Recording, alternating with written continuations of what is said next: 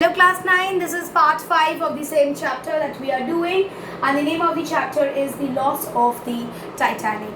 So let's see what happens next. So when that officer from the Titanic who was on board was called upon, and he was inquired by the commander of the ship Carpathia. Let's see what did he say and what was the question. The Titanic has gone down? Question. Yes, he said. One word that meant so much that the man's voice broke on it. She went down at about 2:30. So she went down at about 2:30 a.m.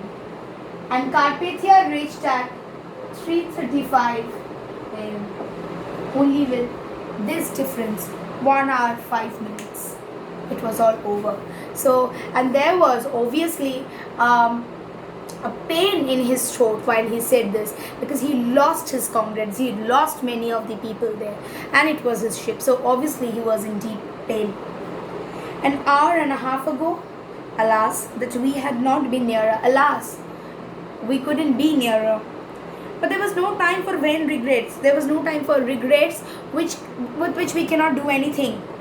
Daylight was just setting in. What a sight that new day gradually revealed. Daylight was coming in, and what a sight it was showing. Everywhere were icebergs. About a third of a mile on our starboard beam was the one that a few minutes ago had faced us. So I could see so many icebergs all together. We could see the beams that few minutes ago we could see. Then less than 100 feet off our port quarter was a growler, a broken off lump of ice, 10 to 15 feet high, 25 feet long. So 10 to 15 feet high, but long it was 25 feet long.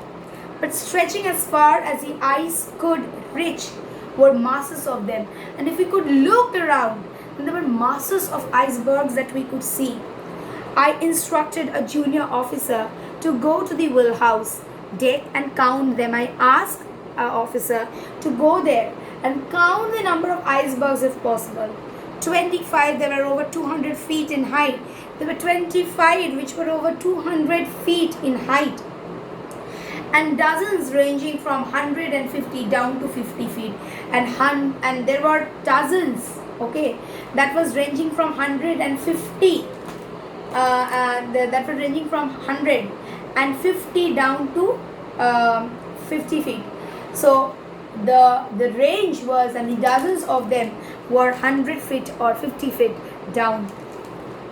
And amid the tragic splendor of them as they lay, in the first shafts of the rising sun, both boats of the lost ship floated. So there was the boats of the lost ships that was floating. From that moment, we went on picking them up. We tried to pick them how far possible. As the rescued came abroad, their thankfulness for safety was always mingled with the sense of their loss. They were thankful, but they were all very disheartened, because they have all lost their near and dear one.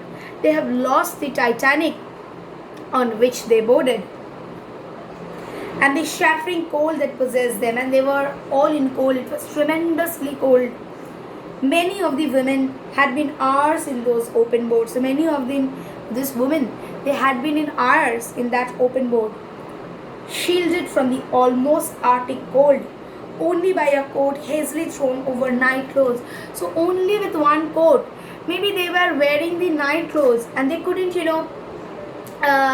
wait longer to wear any warm clothes, because their actions need to be fast.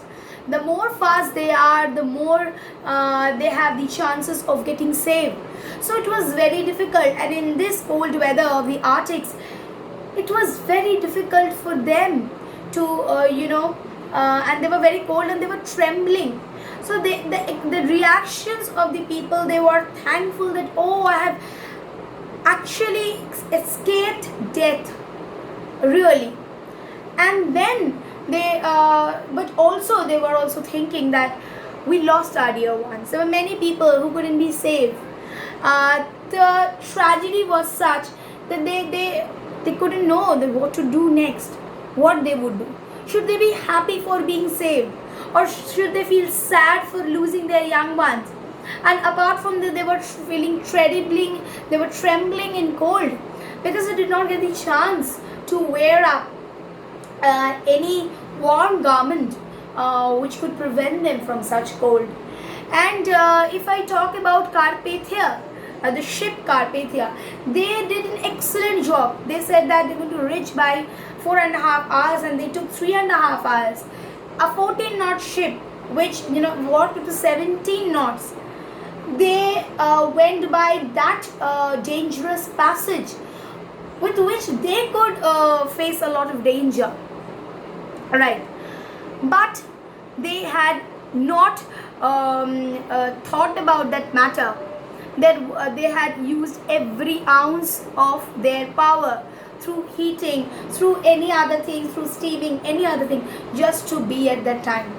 Yes, they were lucky enough because of the beaming starlights, which were able to reflect to them that the positions of the initial icebergs, which with the help of which they were able to overcome them and could reach the spot. But Titanic was drowned by 2:30 a.m., whereas they reached by only 3:30 a.m. So there was a difference of maybe 1 hour 5 minutes or so, like that. And at least the people that they could rescue, and also on that boat where there could be 40 people, they had only 25 people. Rest of them did not, the rest of them, maybe it was for the first time, they did not know how to act on the basis of that, how to act swiftly, what to do. And although the capacity of the boat was 40, there were only 25 people who had come by, and the entire place, it was covered with ice.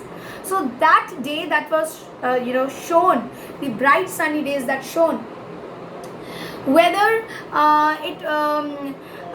new day, we say a new day, it means a new start, it means good news. But did it bring any? No, this time it did not, because all around they could see the icebergs that were floating around, right, that were floating around. And the only person, the first officer, he was also disheartened. He had to be with them because they don't know what to do, the other people, 25 people, and they were in their night clothes.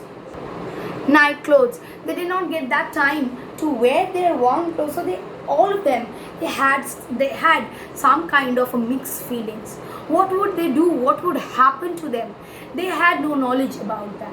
So I'll keep it till this much. In my next video, I shall continue with the last part of the same chapter, the loss of the Titanic. Thank you so much.